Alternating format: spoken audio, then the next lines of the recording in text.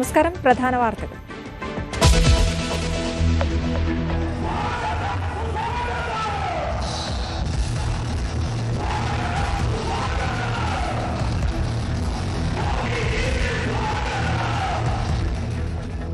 തലസ്ഥാനത്തെ ആവേശത്തിലാക്കി പ്രധാനമന്ത്രി. ഇടത് വലതു മുന്നണികൾക്ക് രൂക്ഷ വിമർശനം.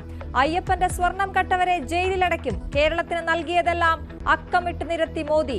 കേന്ദ്ര പദ്ധതികൾ നടപ്പാക്കാത്ത ഇടത് സർക്കാരിനെ കേരളം തൂത്തെറിയും.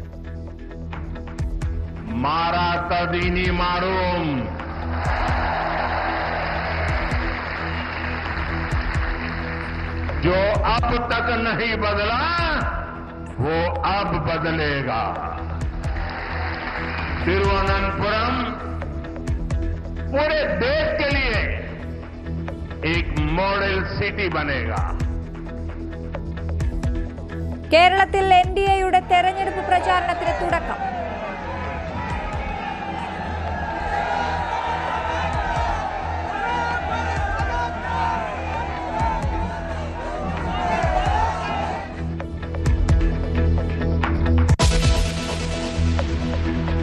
ദക്ഷിണേന്ത്യയിലുടനീളമുള്ള കണക്ടിവിറ്റി ഗണ്യമായി വർദ്ധിപ്പിക്കുന്ന 3 അമൃത് ഭാരത് എക്സ്പ്രസ് ട്രെയിനുകൾ ഉൾപ്പെടെ 4 ട്രെയിൻ സർവീസുകളാണ് ബഹുമാനപ്പെട്ട പ്രധാനമന്ത്രി ഇപ്പോൾ ഫ്ളാഗ് ഓഫ് ചെയ്തിരിക്കുന്നത്. 3 അമൃത് ഭാരത് ഉൾപ്പെടെ 4 ട്രെയിനുകൾ ഫ്ളാഗ് ഓഫ് ചെയ്ത് പ്രധാനമന്ത്രി. തിരുവനന്തപുരത്തെ സ്റ്റാർട്ടപ്പ് ഹബ്ബാക്കും. കേന്ദ്രം കേരളത്തിലെ ജനങ്ങൾക്കൊപ്പമെന്നും പ്രഖ്യാപനം. കേരളത്തിന്റെ കൂടുതൽ ആവശ്യങ്ങൾ കേന്ദ്രം പരിഗണിക്കുമെന്നാണ് പ്രതീക്ഷയെന്ന് മുഖ്യമന്ത്രി.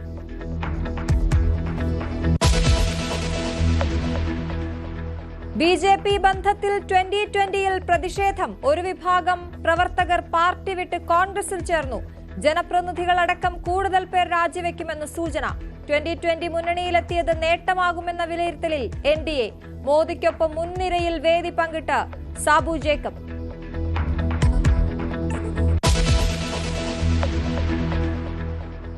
അടൂർ പ്രകാശിന് കുരുക്കായി ഉണ്ണികൃഷ്ണൻ പോറ്റിക്കൊപ്പമുള്ള കൂടുതൽ ചിത്രങ്ങൾ. ബംഗളൂരുവിൽ കൂടിക്കാഴ്ച നടത്തിയതും പോറ്റിയിൽ നിന്ന് സമ്മാനം വാങ്ങുന്നതും ചിത്രങ്ങളിൽ. കവറിൽ ഈന്തപ്പഴമെന്ന അടൂർ പ്രകാശ്. ചിത്രങ്ങൾ പുറത്തുവന്നതിന് പിന്നിൽ കോൺഗ്രസ് പ്രവർത്തകരെ സംശയിച്ച് UDF കൺവീനർ. സ്വർണക്കൊള്ളയിൽ ജാമ്യം നേടിയ മുരാരി ബാബു ജയിലിന് പുറത്തേക്ക്.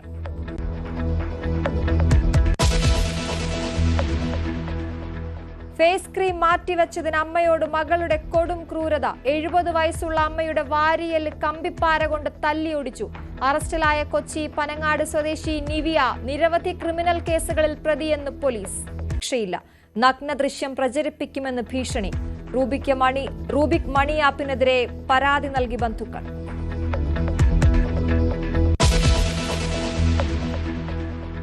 നോവായി നേപ്പാൾ യുവതി ദുർഗാകാമി. എറണാകുളം ജനറൽ ആശുപത്രിയിൽ ഹൃദയമാറ്റ ശസ്ത്രക്രിയ നടത്തിയ യുവതി മരിച്ചു. ആരോഗ്യനില വഷളായത് ഇന്നലെ വൈകിട്ട്.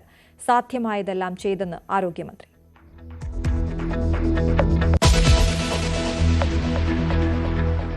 വാർത്തകളിലേക്ക് വിശദമായി. ശബരിമല സ്വർണ്ണക്കൊള്ള പരാമർശിച്ച് കേരളത്തിൽ എൻഡിഎയുടെ തെരഞ്ഞെടുപ്പ് പ്രചാരണത്തിന് തുടക്കമിട്ട് പ്രധാനമന്ത്രി നരേന്ദ്രമോദി. അയ്യപ്പന്റെ സ്വർണം കട്ടവരെ ജയിലിലാക്കുമെന്ന് മോദി പറഞ്ഞു.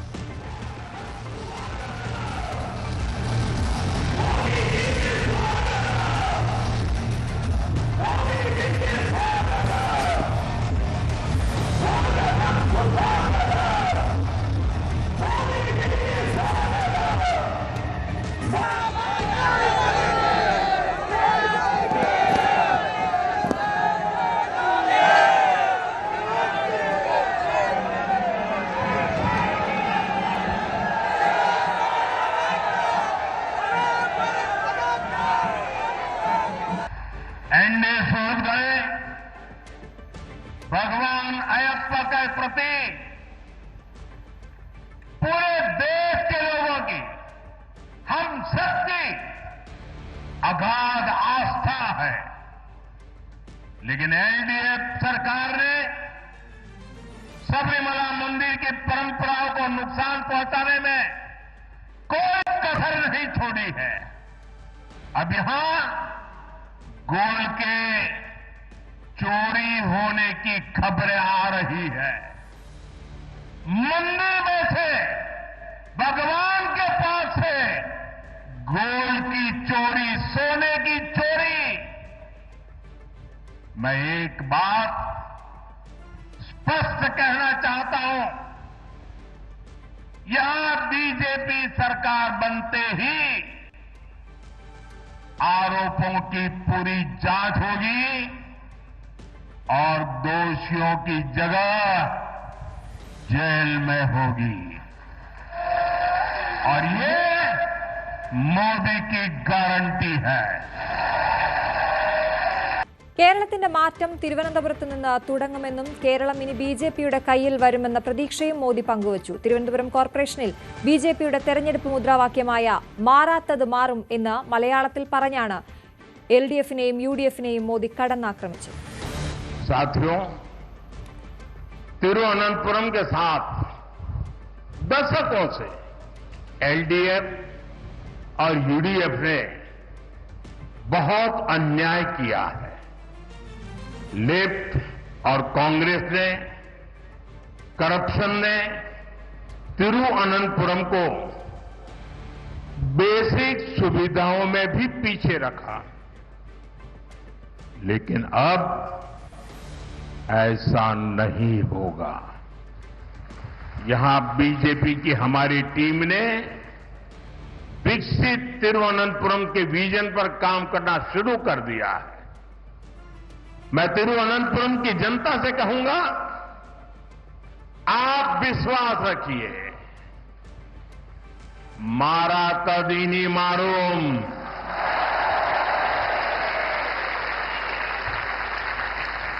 जो अब तक नहीं बदला वो अब बदलेगा। तिरुवनंतपुरम पूरे देश के लिए एक मॉडल सिटी बनेगा।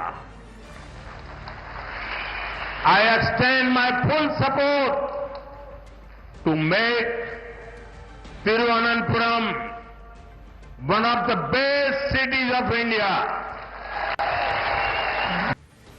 ഇന്ത്യൻ നാഷണൽ കോൺഗ്രസ് ഇന്ന് ലീഗ് മാവോയിസ്റ്റ് കോൺഗ്രസ് ആയെന്നും കോൺഗ്രസ് വിഘടനവാദികളെ പിന്തുണയ്ക്കുന്നതായും മോദി ആരോപിച്ചു. मैं आपको कांग्रेस से भी सावधान करने आया हूं। कांग्रेस के पास विकास का कोई एजेंडा नहीं है। कांग्रेस आज माओवादियों से ज्यादा कम्युनिस्ट और मुस्लिम लीग से भी ज्यादा कम्युनल हो गई है। इसलिए देश में आज कांग्रेस को एमएमसी यानी मुस्लिम लीगी माओवादी कांग्रेस कहा जा रहा है। इसलिए आपको कांग्रेस से भी बहुत सतर्क रहना है। ये मुस्लिम लीगी माओवादी कांग्रेस के लोग केरला को अपनी लैब बना रहे हैं। कांग्रेस यहां केरला में भी कट्टरपंथियों को बढ़ावा दे रही है।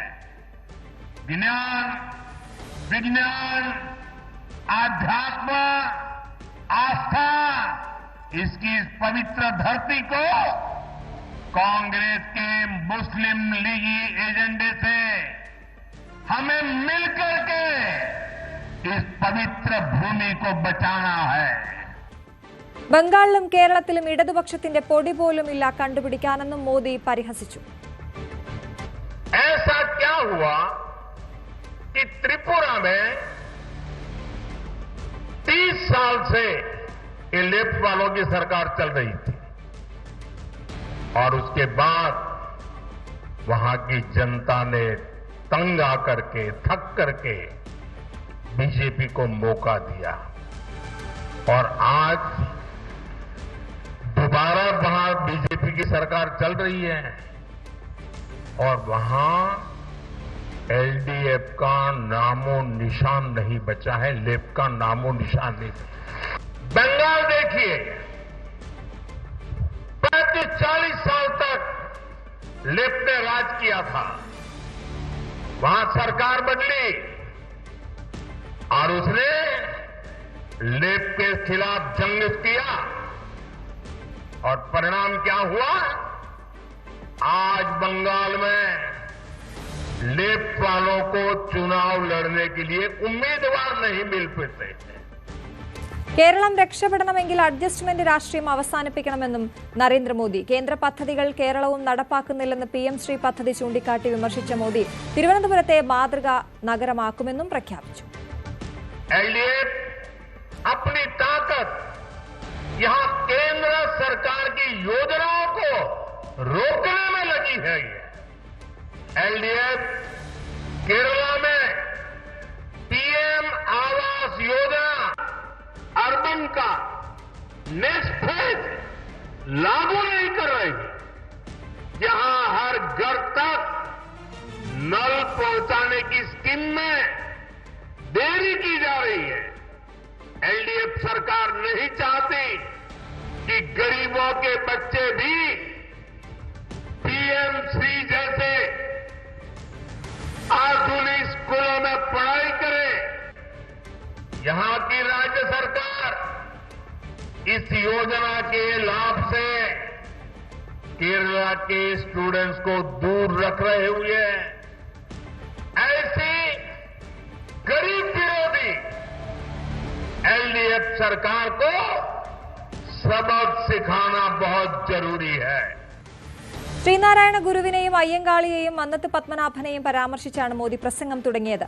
രാജീവ് ചന്ദ്രശേഖർ അടക്കമുള്ള BJP നേതാക്കൾ അയ്യപ്പ ശില്പമാണ് പ്രധാനമന്ത്രിക്ക് സമ്മാനിച്ചത്. भगवान पद्मनाभ स्वामी की इस पावन भूमि पर आना मेरा बहुत बड़ा सौभाग्य है.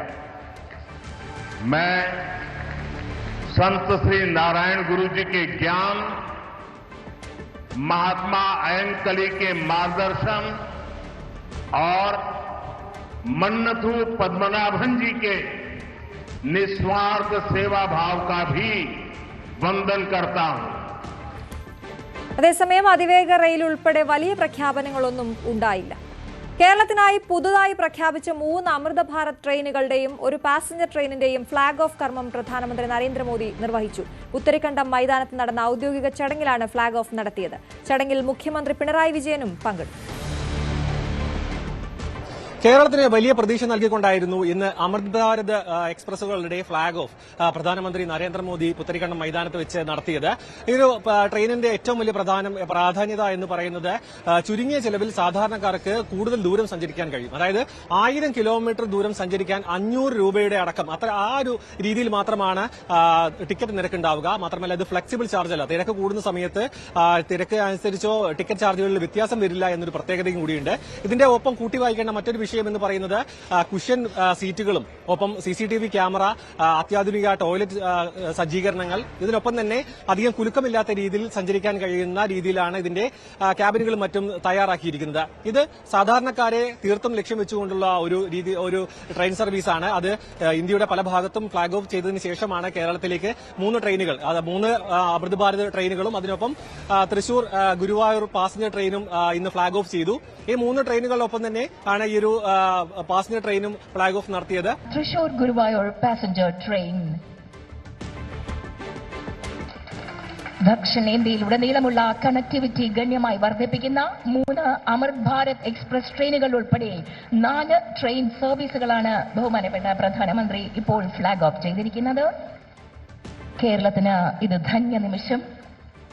കേരളത്തിൽ നിന്ന് സർവീസ് ആരംഭിച്ച ഈ ട്രെയിനുകൾ വരും ദിവസങ്ങളിൽ സാധാരണക്കാർക്ക് വലിയ പ്രയോജനമുണ്ടാകുമെന്നാണ് മനസ്സിലാക്കാൻ കഴിയുന്നത്. കാരണം വന്ദേ ഭാരത് ട്രെയിനുകൾ ആരംഭിച്ച സമയത്ത് ഉയർന്ന നിരക്കിലാണ് ടിക്കറ്റുകൾ. അത് മാത്രമല്ല അത് പ്രീമിയം യാത്രക്കാരെ മാത്രം ലക്ഷ്യം വെച്ചുകൊണ്ടായിരുന്നു എന്നായിരുന്നു വലിയൊരു വിമർശനം ഉയർന്നത്. ഇതിന് ബദലായി അല്ലെങ്കിൽ ഇതിന് എതിർ രീതിയിൽ, അതായത് സാധാരണക്കാരെ ലക്ഷ്യം വെച്ചുകൊണ്ട് അവർക്ക് പ്രീമിയം സൌകര്യങ്ങളെല്ലാം ഉപയോഗിച്ചുകൊണ്ട് ചുരുങ്ങിയ ചെലവിൽ യാത്ര ചെയ്യാനുള്ള സജ്ജീകരണം ഒരുക്കിയ അമൃത് ഭാരതാണ് ഇന്ന് പ്രധാനമന്ത്രി രാജ്യത്തിന് സമർപ്പിച്ചത്. ക്യാമറമാൻ വിനോദിനോടൊപ്പം സാരംഗ് സുധാകരൻ, ന്യൂസ് 18 തിരുവനന്തപുരം. കേരളത്തിന് പുതിയ 4 ട്രെയിനുകൾ അനുവദിച്ച കേന്ദ്ര നീക്കത്തിന് പിന്നിൽ അടുത്ത നിയമസഭാ തെരഞ്ഞെടുപ്പിലെ വോട്ട് ലക്ഷ്യം കൂടിയുണ്ട്. നഗരസഭാ ഭരണം നേടാനായി തിരുവനന്തപുരത്ത് നിന്ന് ആരംഭിക്കുന്ന 2 ട്രെയിൻ സർവീസുകളാണ് പുതുതായി ഏർപ്പെടുത്തിയത്. നാഗർകോവിൽ മംഗളൂർ അമൃത് ഭാരത് എക്സ്പ്രസും കേരളത്തിന് ഏറെ പ്രയോജനപ്പെടുന്നതാണ്. റെയിൽവേ രംഗത്ത് വലിയ പരിഗണനയാണ് കേന്ദ്ര സർക്കാർ സംസ്ഥാനത്തിന് നൽകിയിട്ടുള്ളത്. നരേന്ദ്രമോദി തിരുവനന്തപുരത്തെത്തുമ്പോൾ പ്രഖ്യാപിച്ചത് 4 പുതിയ ട്രെയിനുകളാണ് സംസ്ഥാനത്തിനായി. അത് തന്നെ ഏറ്റവും പ്രധാനപ്പെട്ടത് തിരുവനന്തപുരത്ത് നിന്നുള്ള സർവീസുകൾ ആണ്. അതിൽ കൂടുതൽ എന്നത് വലിയ പ്രത്യേകത ഉള്ള കാര്യമാണ്. തിരുവനന്തപുരം താമ്പരം, അതോടൊപ്പം തിരുവനന്തപുരം ഹൈദരാബാദ്, നാഗർകോവിൽ മംഗലൂരു, മറ്റൊന്ന് തൃശൂർ ഗുരുവായൂർ പാസഞ്ചർ. അമൃത് ഭാരത് എക്സ്പ്രസുകൾ 3 എണ്ണമാണ്. അതിൽ 2 എണ്ണം തുടങ്ങുന്നത് യാത്ര ആരംഭിക്കുന്നത് തന്നെ തിരുവനന്തപുരത്ത് നിന്നാണ്. മറ്റൊന്ന് നാഗർകോവിലിൽ നിന്ന് മംഗലൂരു വരെ പോകുന്ന അമൃത് ഭാരത് എക്സ്പ്രസ് ആണ്. അതും വളരെ ശ്രദ്ധേയമായി കാണേണ്ട ഒരു കാര്യമാണ്. തിരുവനന്തപുരത്ത് അല്ലെങ്കിൽ കേരളത്തിലൂടെ തന്നെ ഭൂരിപക്ഷം സ്ഥലങ്ങളിലൂടെയും കടന്നുപോകുന്ന, അല്ലെങ്കിൽ ഏറ്റവും കൂടുതൽ സ്ഥലങ്ങൾ ഉൾപ്പെടുന്നത് കേരളത്തിനുള്ളിലാണ്. തമിഴ്നാടിന്റെ തെക്കൻ പ്രദേശമായ നാഗർകോവിൽ തിരുവനന്തപുരത്തിന് അടുത്ത പ്രദേശമാണ്. അവിടെ നിന്ന് സർവീസ് തുടങ്ങി കേരളത്തിലൂടെ സഞ്ചരിച്ച് കാസർഗോഡിനപ്പുറത്ത് മംഗലൂരുവിൽ അവസാനിക്കുന്ന തരത്തിലുള്ള സർവീസ്, അതിന്റെ പ്രയോജനം ഏറ്റവും കൂടുതൽ ലഭിക്കുന്നതും കേരളത്തിന് തന്നെയാണ്. മറ്റൊന്ന് ഗുരുവായൂർ തൃശൂർ പാസഞ്ചർ യാത്രക്കാരുടെ ദീർഘകാലമായുള്ള ആവശ്യമാണ്. അതും കേന്ദ്ര സർക്കാർ നിറവേറ്റുന്നു. തിരുവനന്തപുരത്ത് കൂടുതൽ സർവീസുകൾ എന്നതിലൂടെ ലക്ഷ്യം വയ്ക്കുന്നത് നഗരസഭയിൽ നേട്ടമുണ്ടാക്കി അടുത്ത അസംബ്ലി തെരഞ്ഞെടുപ്പിൽ ഇതേ മേൽക്കോയ്മ അല്ലെങ്കിൽ ഇങ്ങനെ ഒരു ശക്തിപ്രകടനം അത് വോട്ടിലൂടെ പ്രതിഫലിപ്പിക്കുക എന്നത് തന്നെയാണ് BJP ലക്ഷ്യം വയ്ക്കുന്നത്. അതിനുവേണ്ടിയാണ് തിരുവനന്തപുരത്തിന് കൂടുതൽ പ്രാധാന്യം നൽകിക്കൊണ്ടുള്ള ഈ നീക്കം. ഇതാദ്യമായല്ല റെയിൽവേ മേഖലയിൽ BJP കേരളത്തിലൊരു വിപ്ലവം സൃഷ്ടിക്കുന്ന, അല്ലെങ്കിൽ മറ്റ് സർക്കാരുകൾ നൽകിയതിനേക്കാൾ കൂടുതൽ ട്രെയിനുകൾ നൽകിക്കൊണ്ട്, കൂടുതൽ പരിഗണന നൽകിക്കൊണ്ട് ജനങ്ങളുടെ മനം കവരുന്നത്. O. രാജഗോപാൽ കേന്ദ്ര റെയിൽവേ സഹമന്ത്രിയായിരുന്നപ്പോൾ ഇത്തരത്തിൽ കൂടുതൽ ട്രെയിനുകൾ കേരളത്തിലേക്ക് എത്തിയിരുന്നു. അതിന്റെ ഗുണം BJPക്ക് ലഭിക്കുകയും ചെയ്തു. O. രാജഗോപാൽ നേമത്ത് MLA ആയി. മാത്രമല്ല അദ്ദേഹം പാർലമെന്റ് തെരഞ്ഞെടുപ്പിൽ 2014 പരാജയപ്പെട്ടത് ചെറിയ വോട്ടുകൾക്ക് മാത്രമാണ്. അന്ന് ശശി തരൂരിനോട് അദ്ദേഹം പരാജയപ്പെട്ടത്. അതുകൊണ്ട് തന്നെ ഈ റെയിൽവേയിൽ വരുത്തുന്ന പരിഷ്കാരങ്ങൾ, അല്ലെങ്കിൽ കേരളത്തിന് കൂടുതൽ നൽകുന്ന പരിഗണന, അതെല്ലാം തന്നെ BJPക്ക് ഗുണകരമാകുന്ന ഒരു സാഹചര്യം സൃഷ്ടിക്കും. വന്ദേ ഭാരത് ഒരെണ്ണം കൂടി കേരളത്തിലേക്ക് എത്താൻ പോകുന്നു. വന്ദേ ഭാരതിന്റെ സ്ലീപ്പർ ട്രെയിൻ കൂടി ഇപ്പോഴുള്ള 2 ട്രെയിനുകൾക്ക് പുറമെ എത്തുന്നുണ്ട്. ഇതെല്ലാം തന്നെ വോട്ടർമാരെ സംബന്ധിച്ച് BJPയെ കൂടുതൽ അവരോടൊരു മതിപ്പുളവാക്കും എന്ന് തന്നെയാണ് BJP കേന്ദ്ര നേതൃത്വം വിലയിരുത്തുന്നത്. അതിന്റെ അടിസ്ഥാനത്തിൽ തന്നെയാണ് വലിയ ശക്തി കേന്ദ്രമായ തിരുവനന്തപുരത്ത് കൂടുതൽ സർവീസുകൾ അനുവദിച്ചുകൊണ്ട്, തിരുവനന്തപുരത്ത് നിന്ന് ഓപ്പറേറ്റ് ചെയ്യുന്ന ട്രെയിനുകൾ കൂടുതൽ അനുവദിച്ചുകൊണ്ട് BJP ഇപ്പോൾ ഇങ്ങനെ ഒരു നീക്കം നടത്തുന്നതും. തിരുവനന്തപുരം നഗരത്തിന്റെ സമഗ്ര വികസനത്തിനാണ് പ്രധാനമന്ത്രി നരേന്ദ്രമോദി തുടക്കം കുറിച്ചതെന്ന് മേയർ VV രാജേഷ്. സുപ്രധാന പ്രഖ്യാപനങ്ങളില്ലെങ്കിൽ പോലും മോദിയുടെ ഗ്യാരണ്ടിയാണ് പ്രധാനം. വിമാനത്താവളത്തിലെത്തി സ്വീകരിക്കാത്തത് പ്രധാനമന്ത്രിയുമായി പൊതുചടങ്ങിൽ പങ്കെടുക്കേണ്ടതുള്ളതുകൊണ്ടാണെന്നും VV രാജേഷ് പ്രതികരിച്ചു. വമ്പൻ പ്രഖ്യാപനങ്ങൾ ഉണ്ടായിരുന്നതായിരുന്നു തുടക്കം തൊട്ട് തന്നെ മോദി വരുന്ന സമയത്ത് ഉണ്ടായിരുന്ന ഒരു അഭ്യൂഹമല്ല, ജനങ്ങൾക്കിടയിലും മാധ്യമങ്ങൾക്കിടയിൽ അടക്കം ഉണ്ടായിരുന്നു. പക്ഷെ അത്തരത്തിലൊരു പ്രഖ്യാപനങ്ങളൊന്നും ഉണ്ടായില്ല. അത് എങ്ങനെ? അല്ല, ഇന്ന് തന്നെ തിരുവനന്തപുരത്ത് ഉൾപ്പെടെ ഗുണപ്പെടുന്ന ട്രെയിനുകളാണ് അലോട്ട് ചെയ്തിട്ടുള്ളത്. മറ്റൊന്ന് ഞാൻ പറഞ്ഞല്ലോ, 26 ദിവസം മാത്രം പ്രായമായ ഭരണം പൂർത്തിയാക്കുക ഒരു ഭരണസമിതിയാണ്. ഞങ്ങൾക്ക് 15 ദിവസമാണ് ഇക്കാര്യങ്ങൾ പ്രിപ്പയർ ചെയ്യാൻ കിട്ടിയത്. അപ്പോൾ ഞങ്ങൾ കൂടുതൽ ഹോംവർക്ക് ചെയ്ത് കൂടുതൽ എക്സ്പെർട്സുമായിട്ട് സംസാരിച്ചിട്ട് ഏതൊക്കെ മന്ത്രാലയം വഴി ഏതൊക്കെ കാര്യങ്ങൾ എങ്ങനെയൊക്കെ ഇംപ്ലിമെന്റ് ചെയ്യാന്നുള്ള രൂപരേഖ തയ്യാറാക്കണം. അതിനുവേണ്ടി സംസ്ഥാന സർക്കാരുമായിട്ടും ലോക്കൽ സെൽഫ് ഗവൺമെന്റ് മിനിസ്റ്ററുമായിട്ടും ഡീറ്റെയിൽ ഡിസ്കഷൻ നടത്തണം. അതിനുശേഷം ഞങ്ങൾക്ക് ഫെബ്രുവരി മാസത്തോടുകൂടി കോൺക്ലേവ് ഒക്കെ കഴിഞ്ഞ് ഞങ്ങൾ കൂടുതൽ ആയിട്ടുള്ള കാര്യങ്ങൾ സമർപ്പിക്കും, PMOയിൽ സമർപ്പിക്കും. അതിനുശേഷം അവിടെ നിന്നുള്ള ഡയറക്ഷൻ അനുസരിച്ച് ഓരോ മന്ത്രാലയങ്ങളും സമീപിക്കും. അപ്പോൾ മാത്രമാണ് പ്രഖ്യാപനങ്ങൾ ഓരോ മിനിസ്ട്രിയിൽ നിന്നും വരുന്നത്. ഇപ്പോൾ തന്നെ ബഹുമാനപ്പെട്ട പ്രധാനമന്ത്രി എന്താ പറഞ്ഞത്, ഇന്ത്യയിലെ ഏറ്റവും മികച്ച നഗരമാക്കുവാനുള്ള എല്ലാ പിന്തുണയും ഗവൺമെന്റ് ഓഫ് ഇന്ത്യയുടെ ഭാഗത്തുനിന്ന് ഉണ്ടാകുമെന്നൊരു പ്രധാനമന്ത്രി പറയുമ്പോൾ അതിലെല്ലാ കാര്യങ്ങളും കവർ ചെയ്തിട്ടുണ്ട്. നിങ്ങൾ അങ്ങനെ വാർത്ത കൊടുത്താൽ മതി. നേരിട്ട് എയർപോർട്ടിലെത്തി പ്രോട്ടോകോളിന്റെ പ്രശ്നം കൊണ്ടാണോ നേരിട്ട് പോകാൻ പറ്റാതിരുന്നത്? അല്ല, എയർപോർട്ടിൽ ഞാൻ പോയെങ്കിൽ അവിടെ പോയിട്ട് ഒരു ഫോട്ടോ കിട്ടും, സ്വീകരിക്കാം. പക്ഷേ ഇവിടുത്തെ 2 പ്രധാനപ്പെട്ട പരിപാടികളിൽ എത്താൻ സാധിക്കില്ല. മുൻപ് ഞാൻ മാധ്യമങ്ങളോട് പറഞ്ഞല്ലോ, മുൻ മേയർ എയർപോർട്ടിൽ പോകേണ്ടതായിട്ടുണ്ടായിരുന്നു. മുൻ മേയർ ഇവിടെ പൂജപ്പുര മൈതാനത്ത് ബഹുമാനപ്പെട്ട ഇന്ത്യൻ പ്രസിഡന്റിനോട് പരിപാടിയിലും പങ്കെടുക്കണമായിരുന്നു. അവിടെ പോയതിനു ശേഷം ഇവിടെ എത്താൻ സാധിച്ചില്ല. അതുകൊണ്ടാണ് പ്രസിഡന്റിന്റെ കാറിനെ അവർക്ക് ഇവിടെ എത്താൻ വേണ്ടിയാണ് ഓവർടേക്ക് ചെയ്യുന്നത്. കാരണം പ്രസിഡന്റ് പ്രധാനമന്ത്രിയൊക്കെ സ്റ്റേജിൽ കയറി കഴിഞ്ഞാൽ പിന്നെ നമുക്ക് കയറാൻ സാധിക്കില്ല. അങ്ങനെ വന്നിട്ട് അതിലൊരു ബുദ്ധിമുട്ടുണ്ടായല്ലോ. അപ്പൊ അങ്ങനെയുള്ള ഇനിയിപ്പോ ഞാൻ എയർപോർട്ടിൽ പോയിരുന്നെങ്കിൽ ഒരുപക്ഷെ ഈ 2 പരിപാടിയിലും എത്താൻ സാധിക്കില്ല. മാത്രമല്ല മേയർ പുത്തരിക്കണ്ട മൈതാനത്തിലെ ലൈനപ്പിൽ സ്വീകരിക്കണമെന്നാണ് തീരുമാനിച്ചത്. അപ്പോൾ ഞങ്ങളിതൊക്കെ ചർച്ച ചെയ്തിട്ടാണ് PMOയിൽ നിന്ന് അങ്ങനെ ഒരു തീരുമാനമെടുത്തത്. അങ്ങനെ തീരുമാനമെടുത്തതുകൊണ്ട് പ്രധാനമന്ത്രിയോടൊപ്പം 2 വേദിയിൽ പൂർണ്ണമായിട്ടും പങ്കെടുക്കാൻ സാധിച്ചത് മാത്രമല്ല, കൂടുതൽ സമയം സംസാരിക്കാൻ സാധിച്ചു. മേയർ എന്നുള്ള നിലയ്ക്ക് അദ്ദേഹം വളരെ വലിയ പരിഗണന നൽകി. അത് തിരുവനന്തപുരത്തിനും കേരളത്തിനും നൽകിയ പരിഗണനയാണ്. ഒരുപക്ഷെ ഞാൻ രാവിലെ എയർപോർട്ടിൽ പോയിരുന്നെങ്കിൽ ആ വാഹന ഗതാഗതത്തിൽ കുടുങ്ങിയിട്ട് ഇവിടെ എത്താൻ സാധിക്കില്ലായിരുന്നു. ചേർത്ത് പിടിച്ചാണ് മോദി. അതെല്ലാവരും കണ്ടാണല്ലോ. ഞാനിപ്പോൾ അത് അദ്ദേഹത്തിന് കേരളത്തിലെ BJP പ്രവർത്തകരോടുള്ള ഒരു സ്നേഹമാണ് അദ്ദേഹത്തിലൂടെ പ്രകടമായത്. തീർച്ചയായിട്ടും വളരെയധികം ആത്മവിശ്വാസം കൂടുകയാണ്. രാജ്യത്തിന്റെ പ്രധാനമന്ത്രി കാലിൽ വീണ് നമസ്കരിച്ചതിന്റെ ഞെട്ടലിലാണ് തിരുവനന്തപുരം ഡെപ്യൂട്ടി മേയർ ആശാനാഥ്. ഉത്തരക്കണ്ടം മൈതാനത്ത് നടന്ന പൊതുചടങ്ങിലായിരുന്നു മോദി ആശാനാഥിന്റെ കാലിൽ തൊട്ട് വണങ്ങിയത്.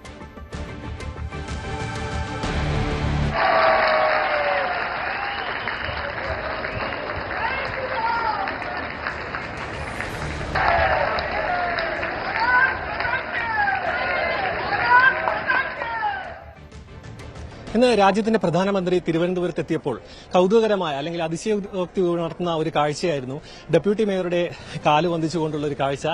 ആശാനാഥാണ് ഡെപ്യൂട്ടി മേയറാണ് നമ്മുടെ കൂടെയുള്ളത്. എങ്ങനെയായിരുന്നു അത്?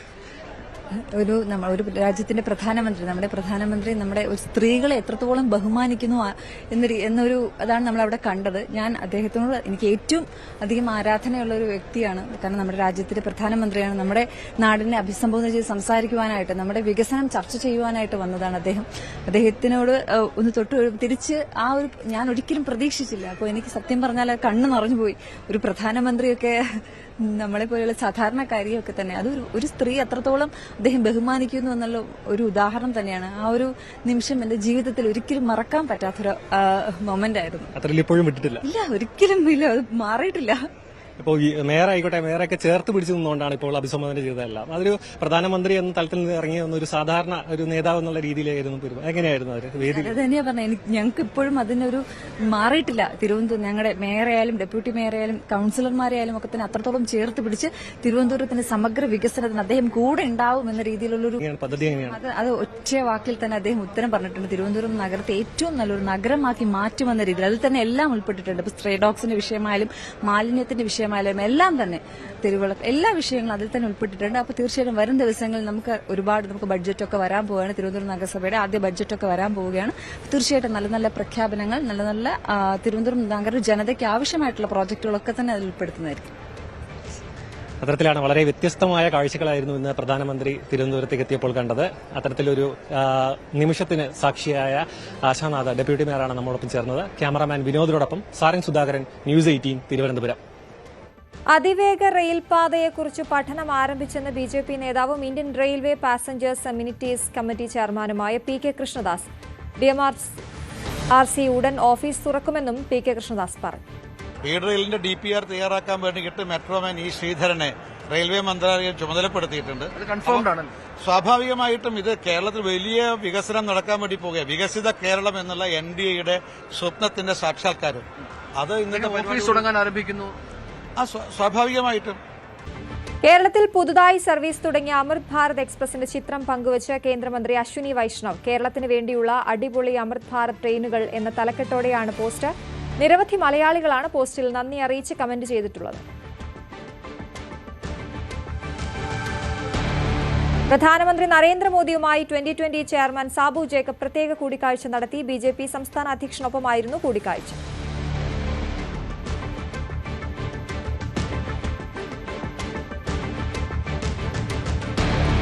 2020 BJP ബന്ധം അംഗീകരിക്കാതെ ഒരു വിഭാഗം പ്രവർത്തകർ പാർട്ടി വിട്ടു. വടവുകോട് ബ്ലോക്ക് പഞ്ചായത്ത് മുൻ പ്രസിഡന്റ് റസീന പരീദ്, ജിമ്മി മാവേലി, രഞ്ജു പുളിഞ്ചോട് 2020യിൽ നിന്നും രാജിവെച്ച് കോൺഗ്രസിൽ ചേർന്നു.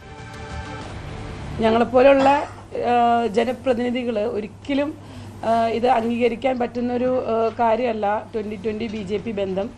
ആദ്യകാലങ്ങളിൽ ഇതുപോലൊരു ബന്ധത്തിനെ കുറിച്ചൊരു സൂചനയൊക്കെ ഞങ്ങൾക്ക് കിട്ടിയെങ്കിൽ പോലും ഇത് നമുക്കൊരു തെളിയിക്കപ്പെടാത്ത അസംഷനായിട്ട് മാത്രം ഞങ്ങൾക്ക് ഒതുങ്ങി നിൽക്കാൻ കഴിയാത്തത് കൊണ്ടാണ് ഞങ്ങൾ അന്ന് അതിൽ നിന്നും പിൻവലിഞ്ഞ് നിൽക്കാതിരുന്നത്. ഇപ്പോൾ നമുക്കത് ലൈവായിട്ട് കാണാൻ പറ്റി. ആ രീതിയിൽ ഞങ്ങൾക്കിത് തുടരാൻ താല്പര്യമില്ലാത്തത് കൊണ്ടാണ് ഞങ്ങൾ 2020 പാർട്ടിയിൽ നിന്നും രാജിവെച്ചിട്ട് ഞങ്ങൾ ജനാധിപത്യ സംവിധാനത്തിലേക്ക് ഇറങ്ങി വന്നത്. ഞങ്ങളുടെ ഇപ്പം നിലവിലുള്ള പഞ്ചായത്തിൻ്റെ ജനപ്രതിനിധികളടക്കം മുൻ പഞ്ചായത്ത് മെമ്പർമാരടക്കം ഒട്ടനവധി പേര് പാർട്ടിയിൽ നിന്നും രാജിവെക്കാനായിട്ട് തീരുമാനമുണ്ട്. അടുത്ത ദിവസങ്ങളിൽ തന്നെ തീർച്ചയായിട്ടും കൂട്ടരാജി തന്നെ പ്രതീക്ഷിക്കാം. 2020യുടെ NDAയിലേക്കുള്ള പ്രഖ്യാപനത്തോടെ വലിയ രീതിയിൽ ഒരു ആശയക്കുഴപ്പം കിഴക്കമ്പലത്തുള്ള 2020 പ്രവർത്തകർക്കെല്ലാം തന്നെ ഉണ്ടായിരിക്കുകയാണ്. അതുകൊണ്ട് തന്നെ പലരും രാജ്യപ്രഖ്യാപനത്തിലേക്ക് അടക്കം പ്രവർത്തകരായിട്ട് അതിൽ ഉണ്ടായിരുന്നവർ പലരും തന്നെ 2020 വിടുകയാണെന്ന് പ്രഖ്യാപിച്ചിട്ടുണ്ട്. പലരും പല രാഷ്ട്രീയ പാർട്ടികളിലേക്ക് ചേരുന്നു, ചിലർ CPM-ലേക്ക് മാറുന്നു, മറ്റു ചിലർ കോൺഗ്രസിലേക്ക് കൂടി മാറുന്നു. ഈ രീതിയിലുള്ള പ്രഖ്യാപനങ്ങളുമായി ഓരോരുത്തരും പ്രവർത്തകരും സജീവമാകുകയാണ്.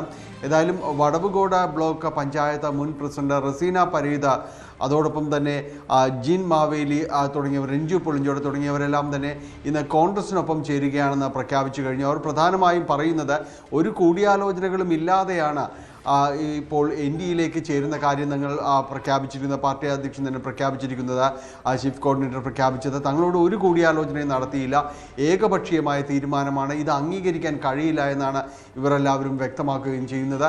അതുകൊണ്ട് വരും ദിവസങ്ങളിൽ കൂടുതൽ ആളുകൾ പാർട്ടി വിടുവാനുള്ള സാധ്യത മുഴുവനായും തന്നെ നിലനിൽക്കുന്നു എന്നതെല്ലാമാണ് ഇവർ ചൂണ്ടിക്കാണിക്കുന്നത്.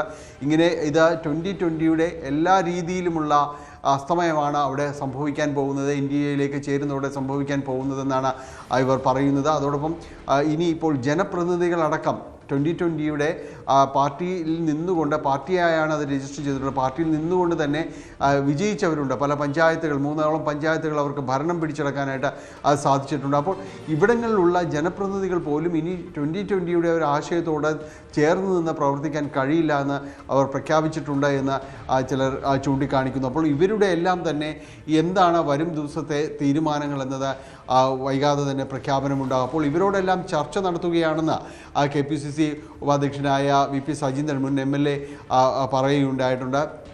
ഏതായാലും ഇക്കാര്യങ്ങളിൽ കൂടിയാലോചനകളുണ്ടാവും, വരും ദിവസങ്ങളിൽ അത്തരം പ്രഖ്യാപനങ്ങളുണ്ടാവും. ജനപ്രതിനിധികളായി തിരഞ്ഞെടുക്കപ്പെട്ടവർ ഏത് രീതിയിലാണ് ഇനി മുന്നോട്ട് പോവുക എന്ന അടക്കമുള്ള കാര്യങ്ങൾ പ്രഖ്യാപനമുണ്ടാകുമെന്ന് പറയുന്നു. അതോടൊപ്പം CPM-ലേക്ക് പലരും ചേർന്നിരിക്കുന്നതായി കുന്നത്തുനാട് MLA PV ശ്രീനിജൻ പറയുന്നു.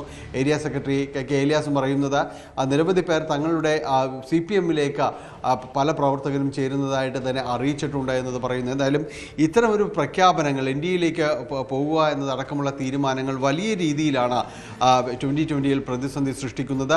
ഇത് ഏത് രീതിയിൽ വരും ദിവസങ്ങൾ പ്രതിഫലിക്കുമെന്നതാണ് കാണേണ്ടത്. കാരണം ഒരു വലിയ രീതിയിൽ ജനകീയ അടിത്തറ ഉണ്ട് എന്ന് അവകാശപ്പെട്ടുകൊണ്ടാണ് NDA-യിലേക്ക് 2020 ചേക്കേറുന്നത്. പക്ഷേ ഈ ഒരു കൂട്ടരാജിയെല്ലാം തന്നെ 2020-ക്ക് ഇനി എന്താണ് പ്രതിസന്ധി സൃഷ്ടിക്കുക എന്നതാണ് ഇനി അറിയേണ്ടത്. വരുന്ന നിയമസഭാ തെരഞ്ഞെടുപ്പിലടക്കം പഴയതുപോലെ ഒറ്റ 2020-യുടെ ഒരു പ്രഭാവം നിലനിർത്തിക്കൊണ്ട് മത്സരിക്കാൻ കഴിയുമോ എന്നതെല്ലാം കണ്ടറിയേണ്ടതാണ്. UDF കൺവീനർ അടൂർ പ്രകാശിന് കുരുക്കായി സ്വർണ്ണക്കൊള്ളക്കേസിലെ മുഖ്യപ്രതി ഉണ്ണികൃഷ്ണൻ പോറ്റിക്കൊപ്പമുള്ള കൂടുതൽ ചിത്രങ്ങൾ പുറത്ത്. പോറ്റിയുമായി അടൂർ പ്രകാശിന് അടുത്ത ബന്ധമെന്ന് സൂചിപ്പിക്കുന്ന ചിത്രങ്ങളാണ് പുറത്തുവന്നത്. സ്വന്തം മണ്ഡലത്തിലെത്തിയ ആൾ എന്ന തരത്തിലുള്ള പരിചയം മാത്രമാണ് ഉണ്ണികൃഷ്ണൻ പോറ്റിയുമായി ഉള്ളത് എന്നായിരുന്നു അടൂർ പ്രകാശ് പറഞ്ഞിരുന്നത്. എന്നാൽ ബംഗളൂരുവിൽ വെച്ചും ഇവർ കൂടിക്കാഴ്ച നടത്തുന്നതിന്റെ ചിത്രങ്ങളും പോറ്റി അടൂർ പ്രകാശിന് സമ്മാനം കൈമാറുന്നതിന്റെ ചിത്രങ്ങളുമാണ് പുറത്തുവന്നത്. ബംഗളൂരുവിൽ നിന്നുള്ള ചിത്രങ്ങളിൽ പോറ്റിയുടെ സുഹൃത്തായ രമേശ് റാവുവും ഒപ്പമുണ്ട്. എന്നാൽ പോറ്റി തന്ന കവറിൽ സ്വർണ്ണക്കൊള്ളയുടെ പങ്കല്ലെന്നായിരുന്നു അടൂർ പ്രകാശിന്റെ വിശദീകരണം. കവറിലുണ്ടായിരുന്നത് ഈന്തപ്പഴമായിരുന്നു. പോറ്റി കൊള്ളസംഘക്കാരനാണെന്ന് അറിഞ്ഞിരുന്നില്ലെന്നും അടൂർ പ്രകാശ് പറഞ്ഞു. അതേസമയം ചിത്രങ്ങൾ പുറത്തുവന്നതിൽ കോൺഗ്രസിൽ തന്നെ പ്രവർത്തകർക്ക് പങ്കുണ്ടെന്ന സംശയവും അടൂർ പ്രകാശ് ഉന്നയിക്കുന്നുണ്ട്. ഞാൻ പോറ്റിയെ കണ്ടു എന്ന് പറയുന്നത് 2019 ഞാൻ ആദ്യം ആറ്റിങ്ങൽ പാർലമെന്റ് നിയോജകമണ്ഡലത്തിന്റെ MP ആകുന്നു. MP ആയതിനു ശേഷം ആണ് അദ്ദേഹം എന്നെ വന്ന് അന്നദാനവുമായി ബന്ധപ്പെട്ടുകൊണ്ട് ശബരിമലയിൽ നടക്കുന്ന ഒരു ചടങ്ങിൽ പങ്കെടുക്കണം എന്ന് എന്നോട് ആവശ്യപ്പെട്ടതനുസരിച്ച് ഞാൻ ആ ചടങ്ങിൽ പങ്കെടുക്കുകയുണ്ടായി. പങ്കെടുത്ത് ഞാൻ മടങ്ങിപ്പോന്നു. അതിനുശേഷം പിന്നീട് അദ്ദേഹത്തിന്റെ വീട്ടിൽ ഞാൻ പോയിരുന്നത് എൻ്റെ ഓർമ്മ ശരിയാണെങ്കിൽ അദ്ദേഹത്തിന്റെ പിതാവ് മരണപ്പെട്ട അവസരത്തിൽ ഞാനിവിടെ സ്ഥലത്തില്ലാതിരുന്ന സമയമാണ്. അവിടെയുള്ള പാർട്ടി പ്രവർത്തകരും മറ്റും എന്നെ അറിയിച്ചു, ഇങ്ങനെ ഇന്ന ആളിന്റെ, ഞങ്ങളുടെ വീടിന് തൊട്ടടുത്തുള്ള ആളാണ്, ശബരിമലയിലെ പോറ്റിയാണ് എന്ന് പറഞ്ഞ് അവിടെ അദ്ദേഹത്തിന്റെ പിതാവ് മരണപ്പെട്ടു എന്ന് അറിഞ്ഞപ്പോൾ ആ വീട്ടിൽ ഞാൻ പോയിരുന്നു. അത് വീട്ടിൽ പോയിരുന്നു എന്നുള്ളത് സത്യാവസ്ഥയാണ്. ഞാനത് ഒന്നും മറച്ചുവെക്കാൻ വേണ്ടിയല്ല. സ്വർണ്ണക്കൊള്ളയിൽ UDFന് തിരിച്ചടിയാകുന്ന സാഹചര്യം ഇല്ലെന്ന് കോൺഗ്രസ് നേതാവ് KC ജോസഫ്. ആരെങ്കിലും പോറ്റിയെ കണ്ടു എന്നതിലല്ല കാര്യമെന്നും KC ജോസഫ് പറഞ്ഞു. ആരെങ്കിലും കണ്ടില്ലെന്നുള്ളതല്ല കേസിന് ആധാരമായ സംഭവം. അടൂർ പ്രകാശ് അദ്ദേഹത്തിന്റെ കാര്യം പറയട്ടെ. പക്ഷെ അതുകൊണ്ട് തന്നെ കേസ് മാറാൻ പോകുന്നു. ഇത് അതിനേക്കാൾ എത്രയോ പുതിയ മാനങ്ങളിലേക്ക് വരുന്നു. സുപ്രീം കോടതി പോലും പല കമന്റുകൾ കണ്ടില്ല. ഒരാളിനെ കണ്ടില്ല, അതുകൊണ്ടൊന്നും ഇതിനെ സ്വാധീനിക്കാൻ പറ്റുന്നില്ല. ഇതിന്റെ മാനങ്ങൾ വലുതായിക്കൊണ്ടിരിക്കുക. നമുക്ക് വിശ്വസിക്കാൻ സാധിക്കാത്ത രീതിയിൽ നമ്മളൊക്കെ ഒരു നേർച്ച കാശ് 10 പൈസ വഴി കിടന്നെടുത്ത് നേർച്ചപ്പെട്ട് കിട്ടുന്നതല്ലാതെ എടുത്തുകൊണ്ടാലും പോകും. വിശ്വാസമുള്ള ആൾക്കാർ, കോടതി പറഞ്ഞ പോലെ ശബരിമലയെ സംരക്ഷിക്കേണ്ട ആൾക്കാർ, അവർ തന്നെ ഇത്രയും വലിയ ഈ കാട്ടുകൊള്ളയ്ക്ക് കൂട്ടുമെന്ന് പറഞ്ഞാൽ അത് പുറത്തു വരട്ടെ. ശബരിമല സ്വർണ്ണക്കൊള്ളയിൽ ദേവസ്വം മുൻ അഡ്മിനിസ്ട്രേറ്റീവ് ഓഫീസർ മുരാരി ബാബുവിന് ജാമ്യം. കൊല്ലം വിജിലൻസ് കോടതിയാണ് ജാമ്യം നൽകിയത്. സ്വർണ്ണക്കൊള്ളക്കേസിൽ ജാമ്യം കിട്ടി പുറത്തിറങ്ങുന്ന ആദ്യ പ്രതിയാണ് മുരാരി ബാബു.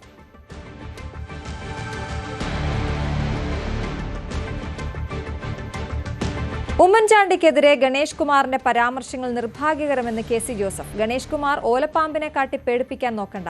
ഗണേഷ് കുമാർ ഉമ്മൻചാണ്ടിയുടെ പേര് വലിച്ചിഴയ്ക്കാൻ പാടില്ലായിരുന്നു.